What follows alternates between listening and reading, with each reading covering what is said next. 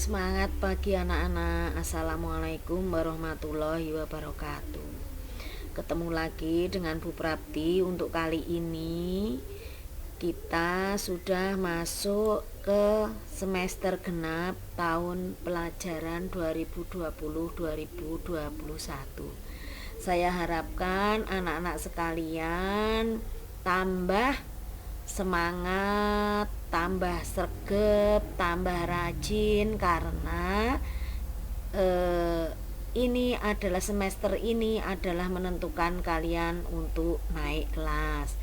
Jadi kalau semester kemarin kalian masih males-malesan mengerjakan tugas, silahkan sekarang dipenuhi agar nilai kalian menjadi bagus. Untuk seni budaya kali ini Bu Prapti akan menyampaikan materi seni rupa, yaitu bab 9 seni rupa yang akan membahas tentang ragam hias yang diterapkan pada bahan tekstil. Kalian sudah tahu ya, tekstil itu apa? Tekstil adalah kain atau bahan yang bisa kita gunakan sebagai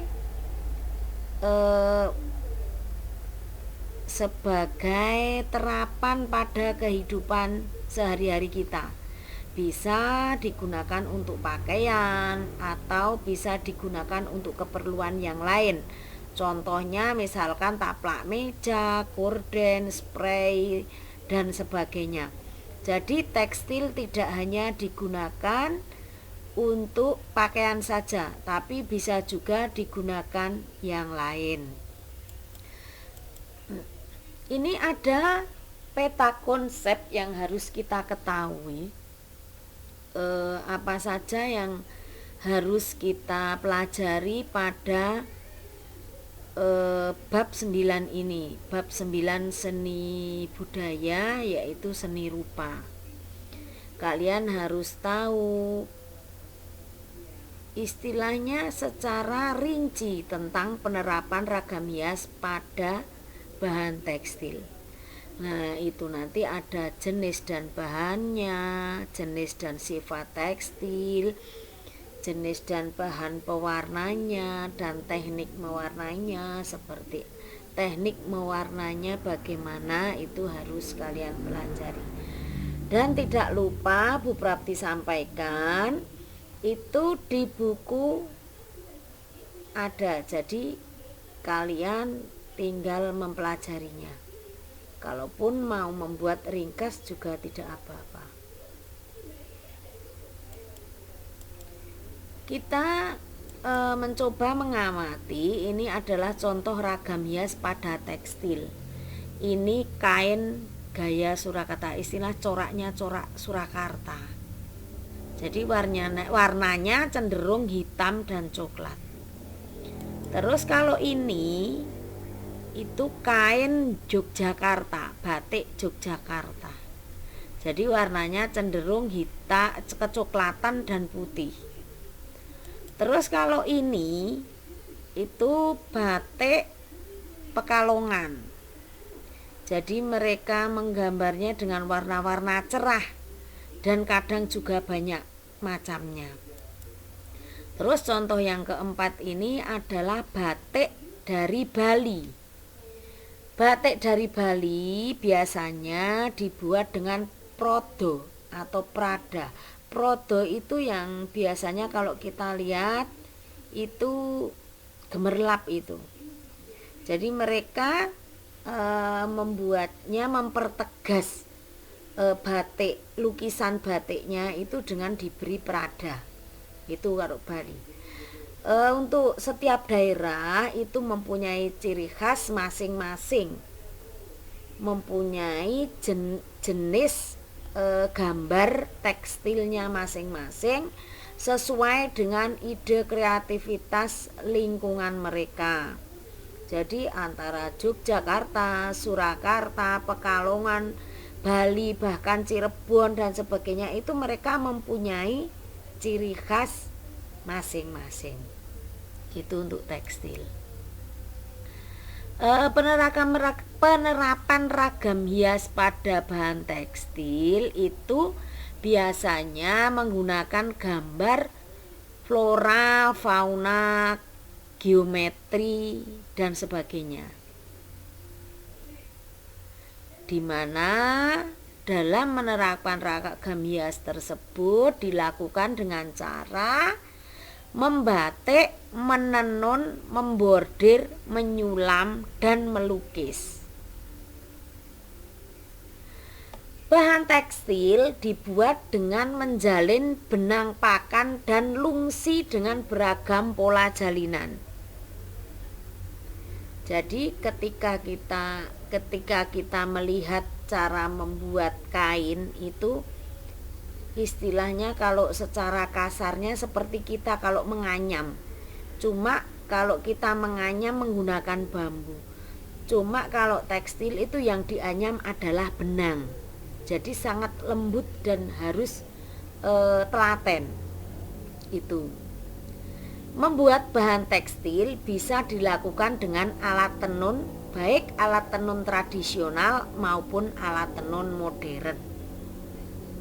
Itu. Ini adalah contoh jalinan tenunan. Ini yang nomor 1 ini lungsi, yang nomor 2 ini pakannya. Pakannya itu yang dibuat menganyam ini. Ini contoh jalinan tenun. Terus yang kedua ini adalah alat tenun tradisional. Contoh desain alat tenun tradisional seperti ini. Yang biasanya tangannya yang merapatkan pakan, kakinya yang istilahnya menggerakkan lungsinya itu. Itu kalau alat tenun tradisional. Nah, ini alat tenun tradisional, fotonya alat tenun tradisional. Dan butuh ketelatenan, kesabaran, dan harus hati-hati untuk membuat anyaman tekstil itu. Untuk jenis dan sifat bahan tekstil itu ada beberapa perbedaan jenis benang dan permukaan teksturnya. Benang dibuat dari bahan alam atau bahan buatan.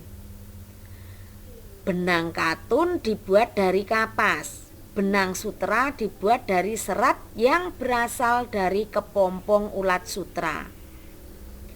Kain wol dibuat dari bulu domba. Bahan benang buatan misalnya dakron, polyester, nilon digunakan untuk membuat tekstil dengan jenis tertentu.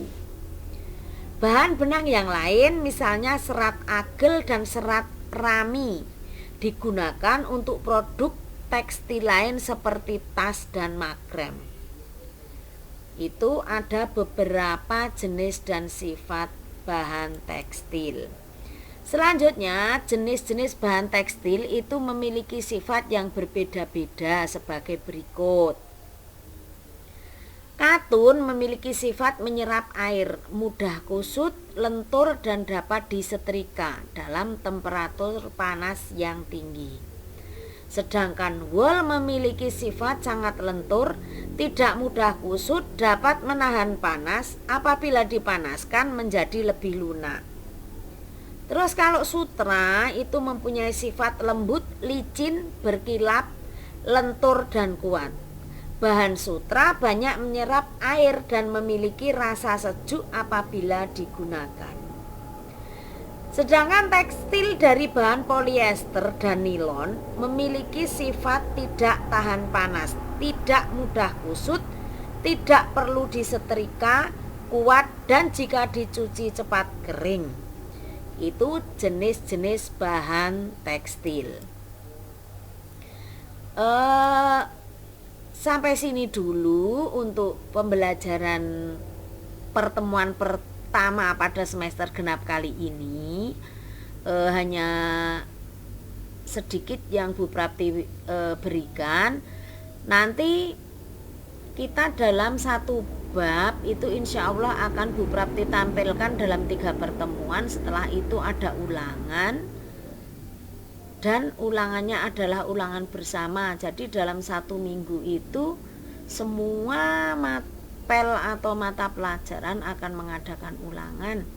Nanti Bu Prapti memberikan ulangan sesuai dengan materi yang Bu Prapti berikan.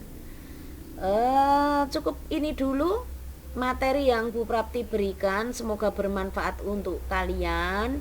Ada kurang lebihnya Bu Prapti mohon maaf.